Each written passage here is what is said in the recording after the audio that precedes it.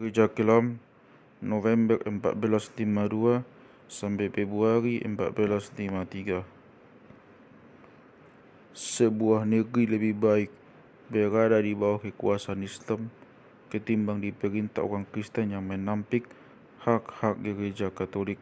Paus Gregorius ke-7 1073. Larilah dari para penyembah paus, seperti kamu lari dari ular atau dari kobaran api. Santo Markus Evgenicus, teolog Kristen Ortodoks Yunani, abad ke-15.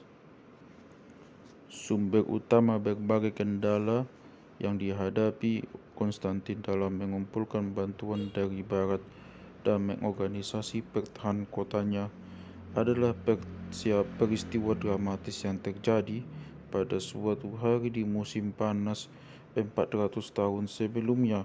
Walaupun sebab kejadian itu jauh lebih tua lagi.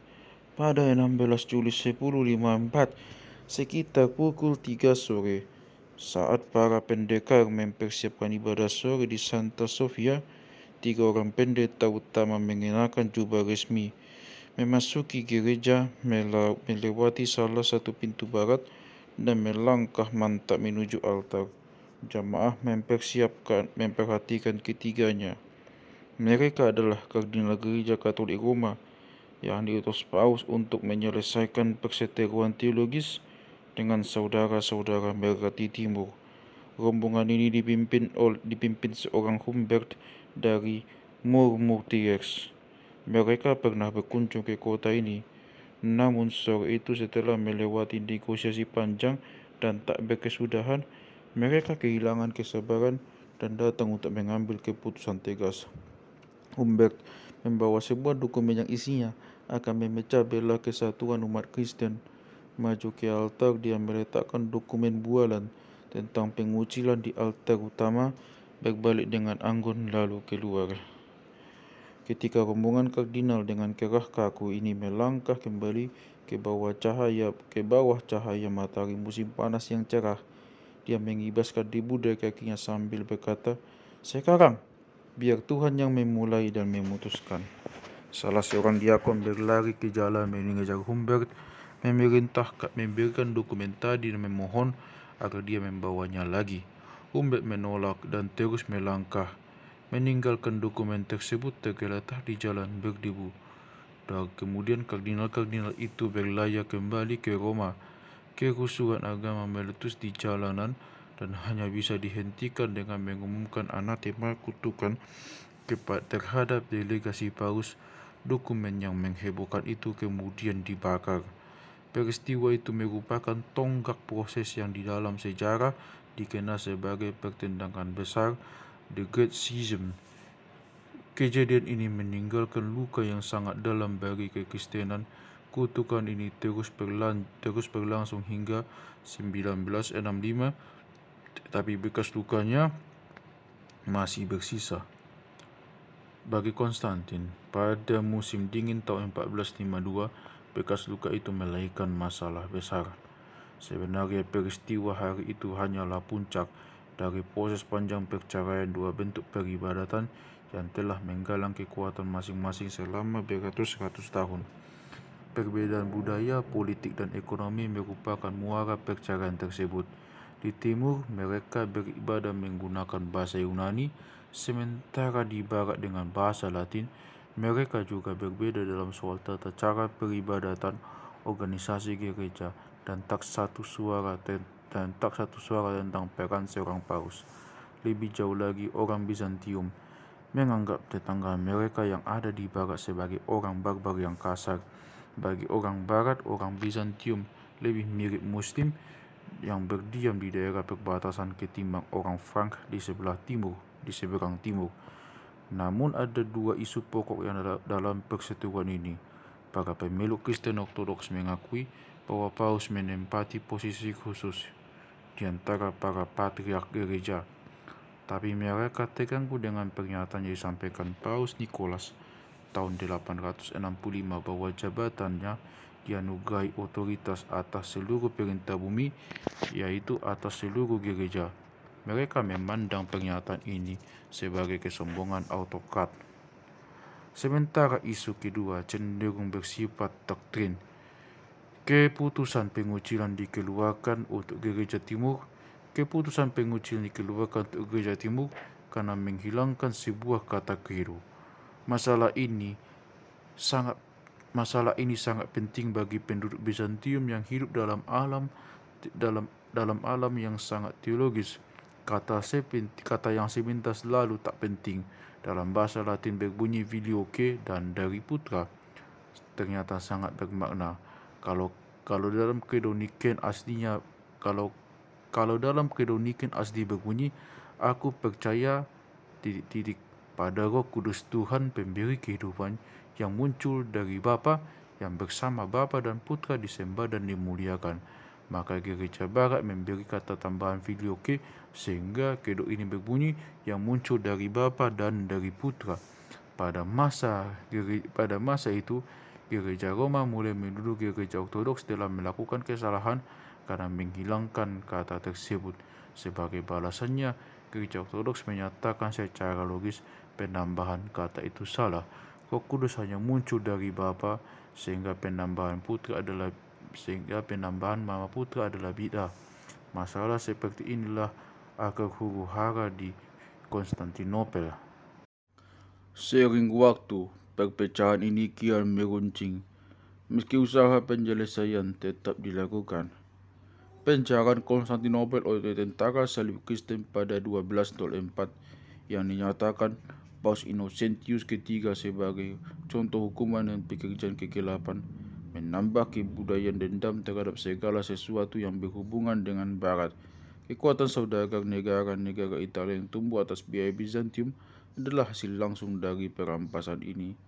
Pada 1340, Balam dari Calabria menyatakan kepada Paus Benediktus ke-12 bahwa yang membuat hati orang Yunani berpaling dari Anda bukanlah perbedaan dogma, melainkan kebencian terhadap orang Latin yang telah merasuki jiwa mereka.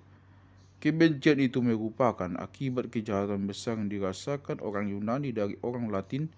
Dalam berbagai kesempatan mereka masih merasakannya setiap hari. Sampai titik tertentu pendapat ini bisa diterima. Namun dogma tetap menjadi masalah penting bagi orang awam yang menjalankan keyakinan mereka di dalam kota dan ketaatan mereka pada ajaran-ajarannya, terlepas dari berbagai usaha untuk tetap dilakukan kaisar-kaisar mereka selama berabad-abad untuk memaksakan segala sesuatu yang menurut mereka berlawanan, adalah pola yang selalu muncul dan tertancap kuat dalam kepingan sejarah Bizantium. Memasuki abad ke-15, tekanan tiada henti dari negara Utsmani mendesak kaisar-kaisar di bagian barat yang kelelahan mencari bantuan.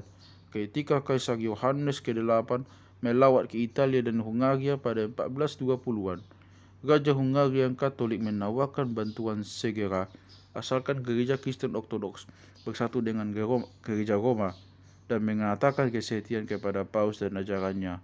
Bagi keluarga penguasa, penyatuan ini bisa menjadi alat politik sekaligus urusan keyakinan. Ancaman tentara salib dari pasukan Kristen yang bersatu selalu digunakan untuk menahan agresi pihak Utsmani terhadap kota Konstantinopel. Ayah Manuel, Yohanes, memberikan nasihat terakhir kepada putranya dari ranjang kematiannya. Kapanpun orang Turki mulai mencari masalah, segera kirim utusan ke barat, tawarkan keinginan bersatu, dan usahakan negosiasi ini berlarut-larut. Agar orang Turki sangat khawatir dengan persatuan, dan mereka merasa memang pantas khawatir. Meski penyatuan itu tidak akan pernah terjadi karena permusuhan yang terjadi di kalangan bangsa Latin. Nasihat ini memang ampuh di masa lalu.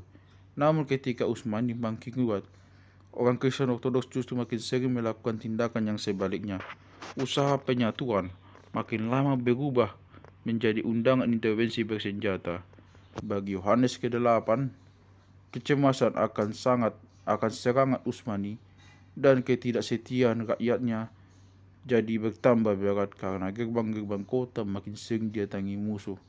Ketika Paus Eugenius ke-4 menawarkan sebuah konsili di Italia untuk menuntaskan proses penyatuan dua gereja. Dia kembali berlayar ke sana pada November 1437. Dia meninggalkan saudara Konstantin sebagai penjaga kota. Konsili Flores adalah pertemuan yang berlarut-larut dan sengit. Pertemuan itu berlangsung hingga Juni 1439. Ketika konsili ini akhirnya mengumumkan bahwa penyatuan dua gereja telah dicapai, lonceng-lonceng gereja berdentang di seluruh Eropa, bahkan sampai ke Inggris. Hanya satu utusan gereja Ortodoks yang menolak menandatangani dokumen. Dokumen itu memuat beberapa pernyataan yang dirancang untuk memelintir beberapa isu utama. Klaim kepausan atas supremasi diakui bersama dengan konsep filioque. Walaupun pihak Kristen Ortodoks memang tidak diminta memasukkan kata ini ke dalam credo mereka.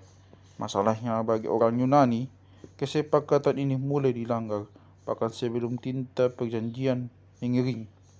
Ketika kembali ke kota, penduduk Kristen Ortodoks yang beriman menyambut delegasi perundingan dengan kemarahan. Sebagian besar penanda tangan langsung menarik kembali tanda tangan mereka. Pendeta Ortodoks Timur menolak keputusan delegasi mereka. Patriark Konstantinopel selanjutnya, Gregory Mamas, yang mendorong penyatuan, dibenci oleh halayak. Oleh karena itu, tidak mungkin merayakan penyatuan di Gereja Santa Sofia. Masalah ini membelah kota menjadi dua kubu. Konstantin dan sebagian besar lingkaran bangsawan, pejabat dan pegawai yang mendukung penyatuan, hanya segelintir rohaniwan dan rakyat awam yang tak mendukung. Mereka yakin kalau penyatuan tersebut dipaksakan kepada mereka oleh orang-orang Frank yang licik, dan jiwa-jiwa abadi mereka telah tergadai demi materi dan motif duniawi. Rakyat awam jelas anti paus. Mereka sudah terbiasa menyamakan paus dengan antikristus, serigala perusak, Papa Rum, serigala perusak, Papa Rum. Paus Romawi adalah nama yang sering dipakai untuk anjing-anjing penduduk kota. Warga kota berubah menjadi kelas bawah yang gampang bergolak, miskin, penuh takhayul, dan mudah tersulut dalam kerusuhan dan huru-hara. Lautan masalah keagamaan yang diwarisi Konstantin ketika dia menerima gelar kaisar bukanlah hal baru dalam sejarah panjang Bizantium. Konstantin yang Agung juga dihadapkan pada pertengkaran doktrinal 1100 tahun sebelumnya. Konstantin ke-11 adalah seorang prajurit ketimbang seorang teolog. Pandangannya tentang penyatuan gereja semata-mata didasarkan pada pertimbangan pragmatis. Dia hanya peduli satu hal, menyelamatkan kota yang kebesaran masa lalunya dibebankan ke pundaknya. Jika penyatuan gereja menjadi satu-satunya kesempatan untuk melakukan ini, biarlah penyatuan itu terjadi. Namun hal ini membuat rakyatnya membencinya, sementara posisinya secara konstitusional juga bermasalah. Dia tak pernah dinobatkan sebagai kaisar secara resmi di Mistra. Upacara penobatan ini seharusnya diadakan di Santa Sofia, namun ada perasaan kuat bahwa penobatan kaisar yang mendukung penyatuan gereja oleh patriark yang berpendirian sama akan memancing perpecahan rakyat. Diam-diam penobatan ini pun dikesampingkan. Sebagian warga kota menolak menyebut kaisar baru mereka dalam doa. Salah seorang pemimpin yang ragu di konsili, George Colarius, mengundurkan diri biara dan berganti nama menjadi Gennadios. Setelah itu ia mulai menggalang gerakan perlawanan dalam bentuk sinode rohaniwan anti penyatuan. Pada 1451, Patriark Gregory muak dengan perselisihan yang tak kunjung selesai ini dan kembali ke Roma. Di sana dia terus menginformasikan kegiatan para anti penyatuan kepada Paus Nikolas. Tidak ada calon yang pantas menggantikannya. Dengan demikian, Konstantinopel tidak punya kaisar maupun seorang patriark yang sah. Saat ancaman peperangan dengan Mehmed kian gencar, Konstantin mengirim beberapa permohonan kepada Paus yang makin lama makin putus asa. Sayangnya dia juga menyertakan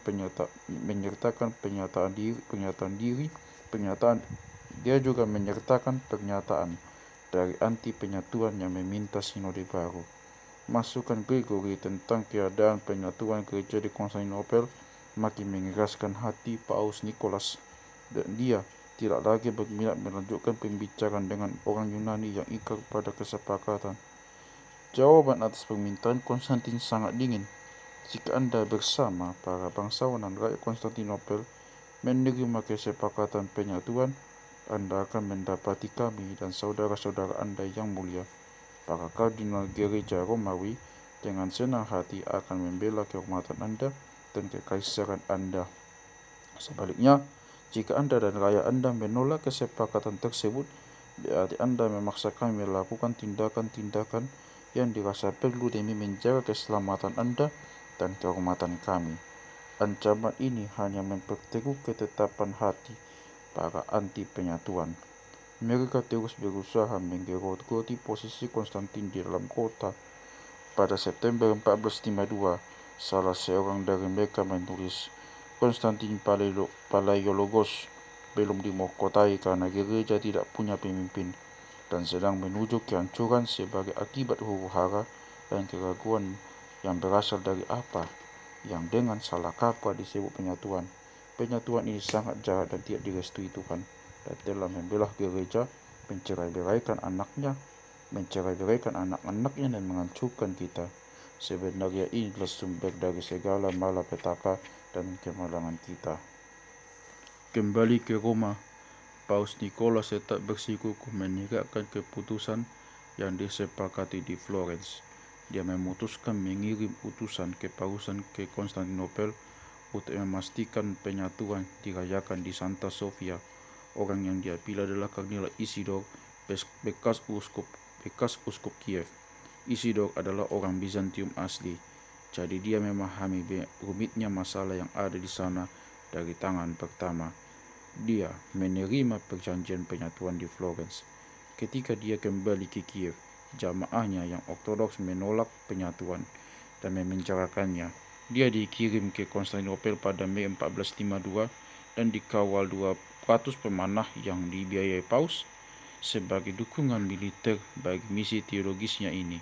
Dalam perjalanan, Leonard dari Chios, uskup agung Genoa dari Lesbos, bergabung dengannya. Leonard adalah seseorang yang kerap memancing dalam air keruh di setiap peristiwa. Peringatan dini tentang kedatangan mereka segera sampai ke telinga pihak anti penyatuan dan langsung membuat kota menjadi kacau balau. Dari siang sampai malam, Gennadios memberikan khotbah yang mengutuk penyatuan di depan umum. Dia meminta jamaah agar berpegang teguh pada keyakinan ketimbang berharap pada bantuan-bantuan duniawi yang tidak berharga. Namun ketika Kardinal Isidor mulai mendarat di Konstantinopel pada 26 Oktober 1452, pemandangan pasukan kecilnya membangkitkan harapan warga kota. Pasukan kecil ini barangkali hanyalah tahap awal dari pasukan yang lebih besar. Terjadi perubahan dalam memandang penyatuan. Untuk sementara, pendapat masyarakat goyah di tengah kota yang kacau balau.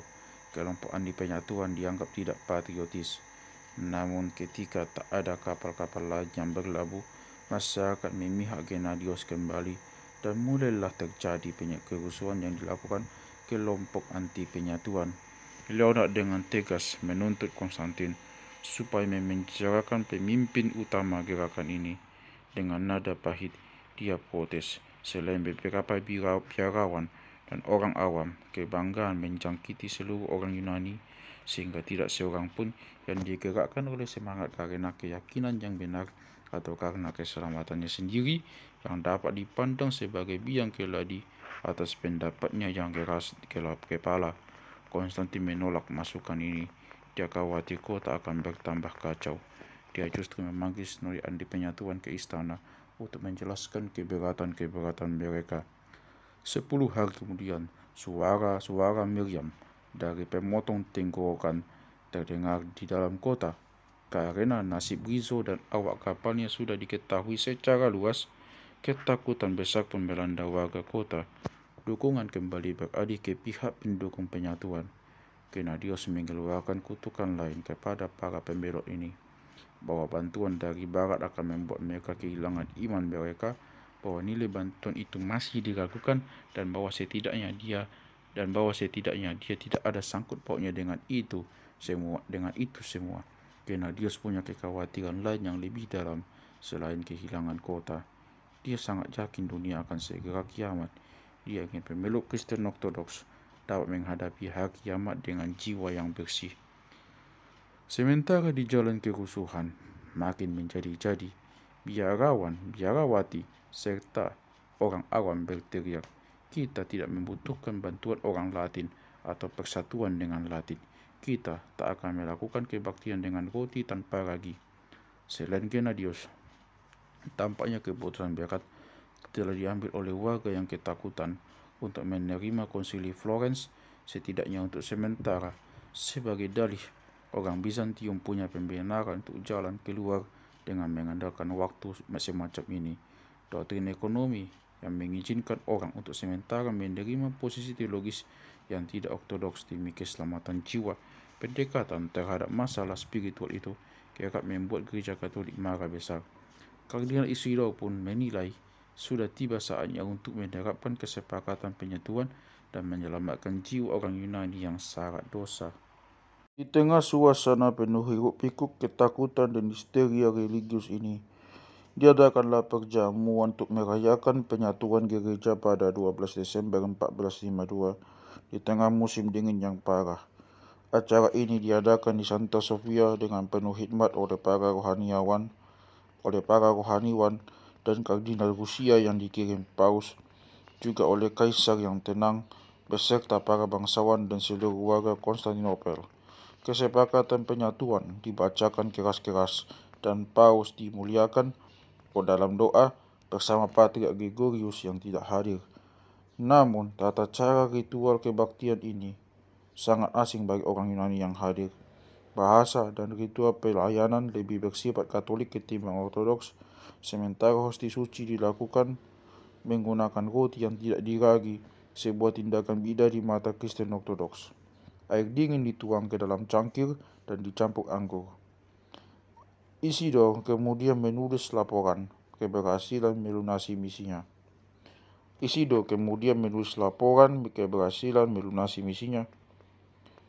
Sesi kota Konstantinopel telah disatukan dengan gereja Katolik. Yang mulia disebut dalam liturgi dan Patriark Gregorius yang agung yang selama tugasnya di Konstantinopel tak pernah disebut di gereja manapun, bahkan dalam biara raya sendiri, kembali disebut oleh seluruh kota setelah penyatuan ini. Mereka mulai dari kalangan paling bawah sampai paling tinggi, bersama kaisar mereka, bersyukur pada Tuhan bersatu dan menjadi Katolik. Menurut keterangan Isidore, hanya Gennadios dan 6 biarawan lain yang menolak mengikuti upacara ini. Barangkali laporan ini lebih berasal dari khayalan Isidore sendiri. Salah seorang saksi mata berkebangsaan Italia mencatat bahwa hari itu ditandai dengan kesedihan luar biasa penduduk kota. Memang selama upacara berlangsung tidak terjadi kerusuhan. Seperti pemeluk Kristen Ortodoks mengikuti ibadah itu dengan gigi gemeratak. Setelah selesai, mereka langsung ke pertapan Pantokrator untuk meminta pendapat Gennadios. Secara de facto, saat itu dia pemimpin spiritual golongan Ortodoks dan patriark tidak resmi, namun dia mengasingkan diri ke kamarnya dalam diam dan tak mau keluar. Sejak saat itu, orang Kristen Ortodoks menghindari Santa Sofia dan menganggapnya tak lebih baik dari sinagog Yahudi atau kuil penyembah berhala. Mereka hanya beribadah di gereja Ortodoks yang masih aman dalam kota. Tanpa seorang patriark atau jamaah, gereja besar ini jadi gelap dan bisu. Ibadah-ibadah rutin mati. Ratusan lampu minyak yang menyinari kubahnya, seperti langit malam yang penuh bintang berkelap-kelip, padam. Kebaktian yang cuma dihadiri sedikit jamaah diadakan di depan altar. Burung-burung terbang dengan sedih mengitari rongga kubah.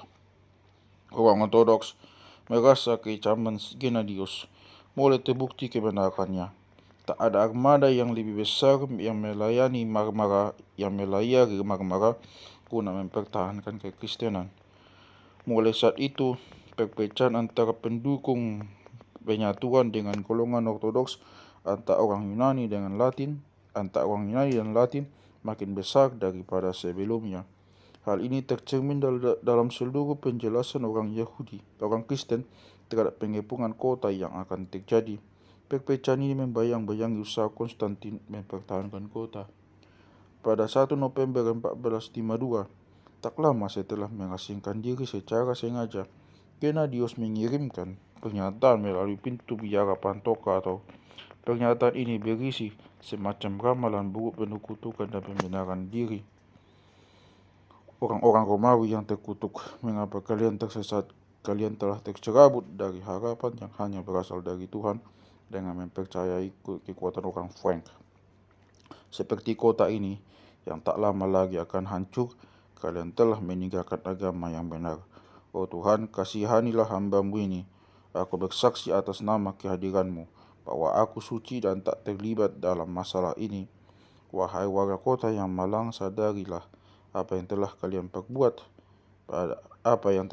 perbuat hari ini.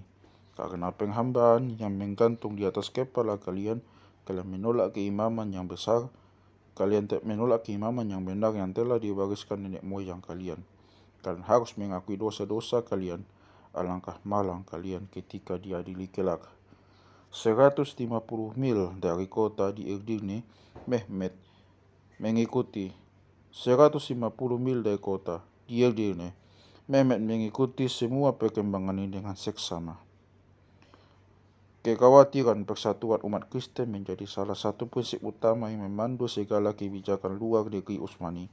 Bagi Halil Pasha, hal ini menjadi alasan untuk terus menerapkan kebijakan damai. Segala perkembangan di dalam kota akhirnya berujung pada penyatuan umat Kristen dan mengubah Konstantinopel menjadi pemicu perang salib baru. Namun bagi Mehmet, laporan-laporan intelijen dari kota tampak menjanjikan. Ini semua mendorong dia lebih berani. Sultan menghabiskan hari-hari pendek dan malam-malam panjang musim dinginnya dengan mimpi penaklukan. Dia sangat bersemangat namun masih ragu. Dia menguji coba lambang-lambang kekuasaannya di istananya yang baru di Edirne, terus merombak pasukan rumah tangganya dan menghabiskan banyak uang perak untuk membiayai itu semua. Mengumpulkan penasihat-penasihat Italia di sekitarnya. Dari mereka, dia mempelajari semua peristiwa yang terjadi di barat dan teknologi militer. Dia menghabiskan hari-harinya mempelajari risalah-risalah bergambar tentang benteng, pertahanan, dan perang pengepungan. Dia tidak bisa diam, gelisah, dan ragu. Dia bertanya pada ahli perbintangan dan mengubah rencananya untuk membuka kota, berjuang menghadapi pendapat konservatif para wazir yang mengatakan rencananya itu tidak akan berhasil. Pada saat yang sama, dia mempelajari sejarah Utsmani dan berbagai keterangan tentang pengepungan kota itu sebelumnya. Dengan cermat dia mempelajari penyebab kegagalannya. Karena tidak bisa tidur, dia menghabiskan malam-malamnya dengan menggambar sketsa benteng pertahanan yang telah dia amati selama musim panas sebelumnya dan merancang cara untuk menghancurkannya. Lukas, sang sejarawan, meninggalkan penjelasan yang begitu rinci tentang hari-hari kelam penuh obsesi ini. Gambarannya tentang sultan yang introvert, selalu curiga dan ambisius, benar di beberapa sisi namun mungkin agak dilebih-lebihkan untuk para pembaca Kristennya. Menurut Lukas, Mehmet mencurigai jalan berdebu yang dipenuhi prajurit biasa, memperhatikan gunjingan tentang dirinya di pasar dan karavan.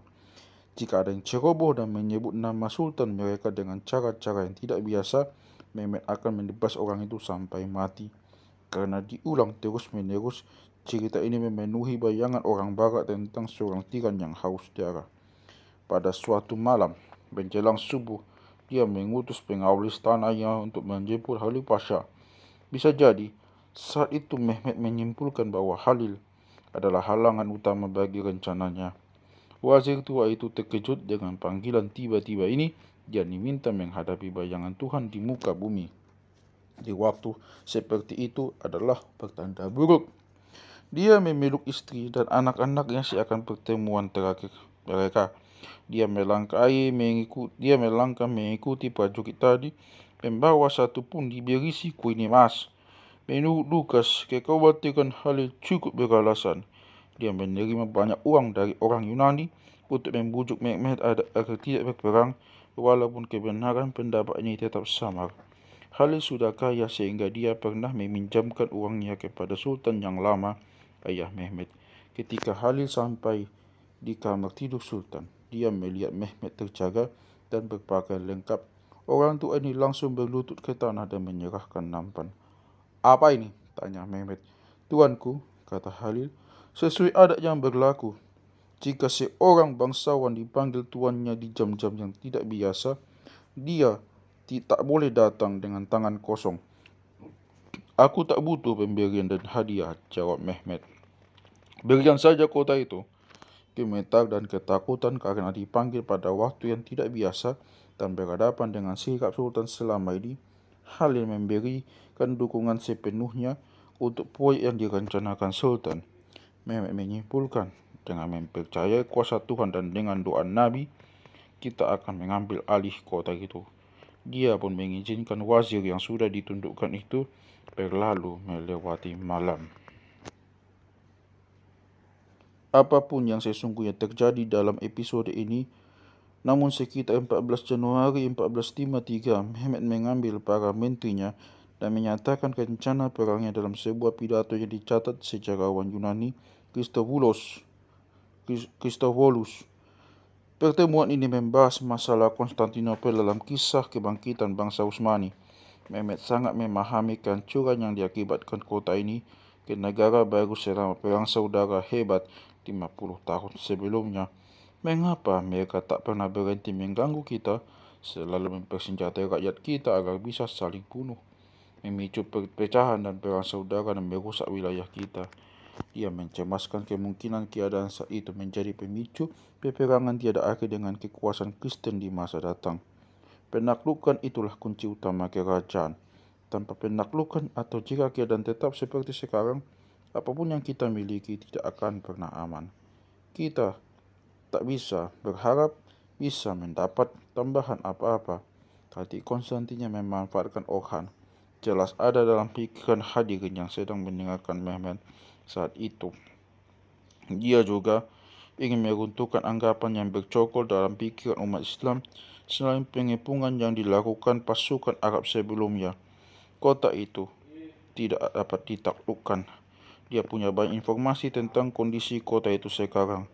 Dia tahu bahwa saat berbicara itu, warga kota sedang tempur satu sama lain membela kepercayaan masing-masing. Dan organisasi internal mereka penuh perpecahan dan pemberontakan terkait masalah ini. Dan tidak seperti di masa lalu, orang Kristen tidak lagi menguasai jalur laut. Dalam kesempatan itu juga disinggung tradisi gaji, seperti nenek moyang mereka. Setiap musim wajib mengobarkan perang suci. Mehmet secara khusus menekankan pentingnya gerak cepat. Kita tak boleh membuang apapun demi perang ini. Baik manusia, uang, senjata atau apapun. Kita juga tidak boleh menganggap ada hal yang lebih penting sampai kita menaklukkan atau menghancurkan kota ini.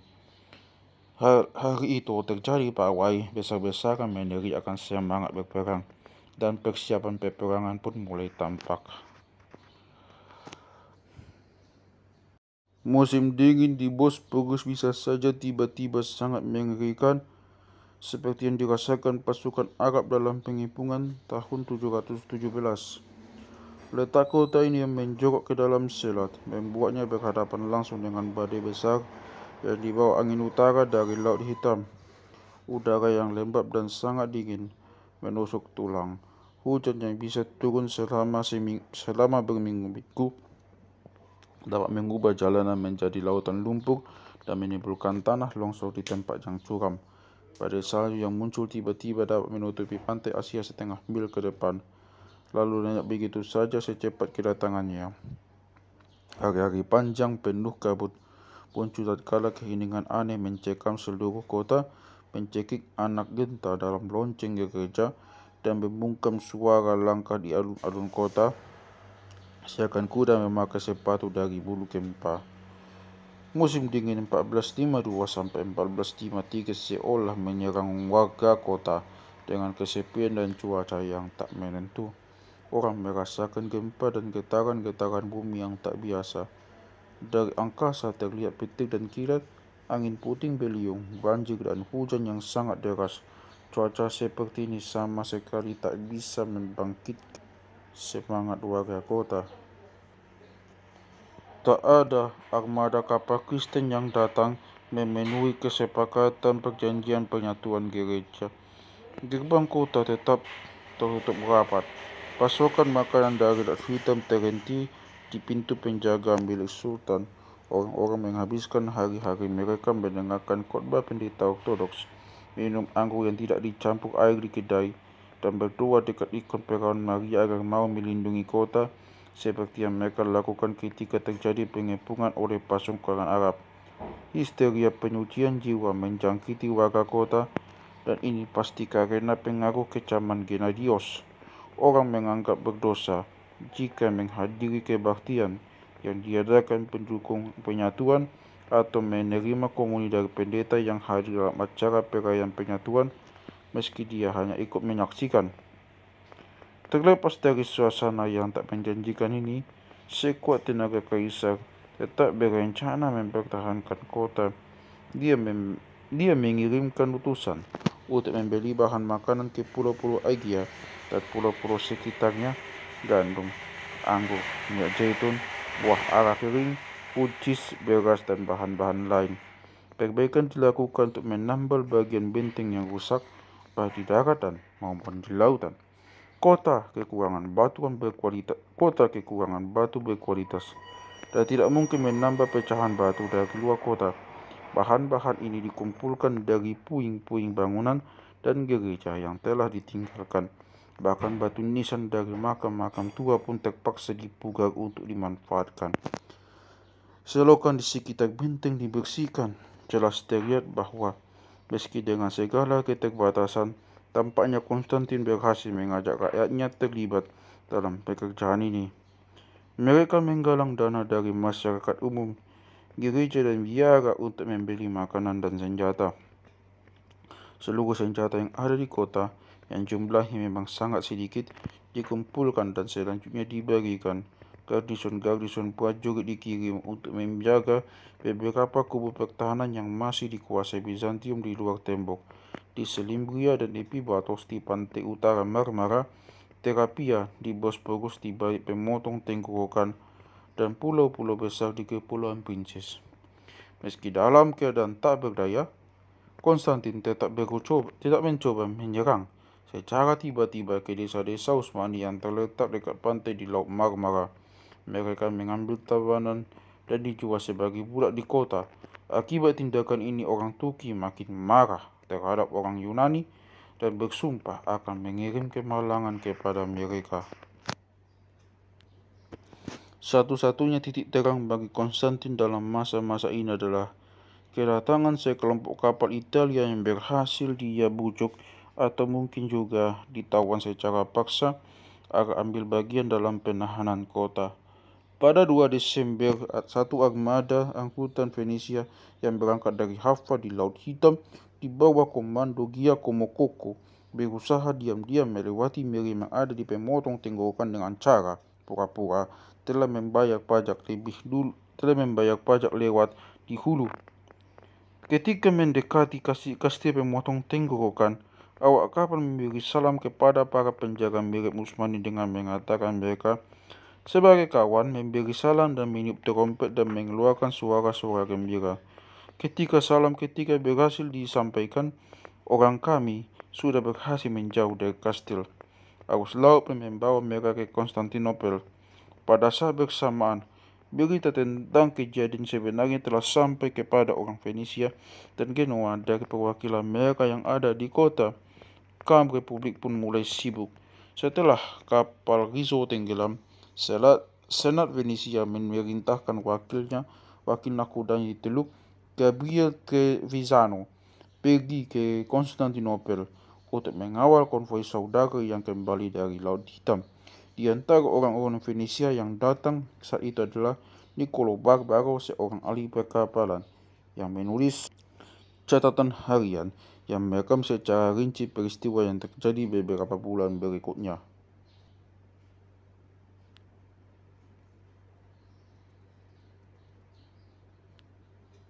Di koloni Venesia di dalam kota, keseriusan menanggapi situasi pun mulai tampak. Hakim orang Venesia Minotto, seorang pria yang penuh inisiatif dan berpendirian teguh, merasa tak kuat lagi mempertahankan 3 perahu dagang dan 2 kapal besar milik Trevisano untuk ikut terlibat dalam pertahanan kota dalam sebuah pertempuran dengan Kaisar, Trevisano, dan nahkoda lain pada 14 Desember, memohon kepada mereka agar tetap tinggal. Pertama-tama demi kasih Tuhan, lalu demi kehormatan agama Kristen, dan terakhir demi kehormatan tanah air kita, Venesia. Setelah melewati perundingan panjang, akhirnya para pemilik kapal demi kepentingan mereka sendiri sepakat tetap bertahan di kota walaupun tidak memberi keputusan yang jelas apakah mereka tetap akan mengirim barang muatan mereka berlayar atau tetap menyimpannya di kota sebagai bukti niat tulus mereka. Konstantin curiga, sekali kapal barang itu dimuat, mereka pasti akan berangkat. Setelah bersumpah kepada Kaisar, barulah mereka diizinkan memuat kapal mereka dengan sutra, biji perunggu, lilin, dan barang-barang lain. Kecurigaan Konstantin ternyata bukan tanpa alasan. Pada malam 26 Februari, sebuah kapal Venesia dan 6 kapal dari kota Candia di Krete mengangkat jangkar dan berlayar mengikuti arus angin utara yang kencang. Bersama kapal-kapal ini melarikan diri pula awak dalam jumlah yang cukup besar, sekitar 700 orang. Kapal ini berhasil berlayar dengan aman sampai ke Tenedos tanpa tertangkap armada Turki. Namun peristiwa yang mematahkan semangat ini diimbangi peristiwa positif lainnya. Permohonan bantuan yang disampaikan kepada penguasa Genoa di Galata ternyata berhasil. Mereka menawarkan bantuan konkret. Sekitar 26 Januari, 2 kapal layar besar berlabuh dengan membawa barang-barang yang sangat penting dan persenjataan untuk perang dan prajurit yang siap tempur, yang gagah, berani, dan percaya diri. Pemandangan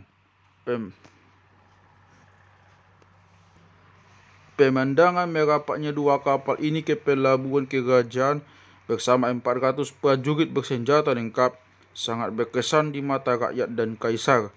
Pemimpin mereka adalah seorang prajurit profesional keturunan keluarga bangsawan di Republik, Giovanni Giustiniani Longo. Dia merupakan seorang komandan berpengalaman yang telah mempersiapkan perjalanan ini atas inisiatif dan biaya sendiri. Dia membawa 700 prajurit bersenjata lengkap, 400 orang direkrut dari Genoa, sedangkan 300 sisanya dari Rhodes dan pulau-pulau orang Genoa di Chios, basis kekuasaan keluarga Giustiniani. Konstantin segera menyadari arti penting orang ini dan menawari dia Pulau Lemnos jika ancaman Utsmani berhasil dilenyapkan. Giustiniani berperan penting dalam mempertahankan kota selama beberapa minggu ke depan. Rombongan antara lain pun segera datang lagi. 3 orang bersaudara dari Genoa, Antonio Paolo dan Troilo Bucciardo, datang bersama sekumpulan prajurit. Orang Katalan pun mengirimkan bantuan dan seorang bangsawan Kastilian, Don Francisco dari Toledo, turun menanggapi permintaan bantuan. Selain mereka, permohonan ke negeri-negeri Kristen tidak menghasilkan apa-apa kecuali perselisihan bahwa pengkhianatan menjangkiti seluruh kota. Bantuan yang kita terima dari Roma sama banyaknya dengan bantuan yang dikirim Sultan Cairo, tulis George Francis dengan nada pahit.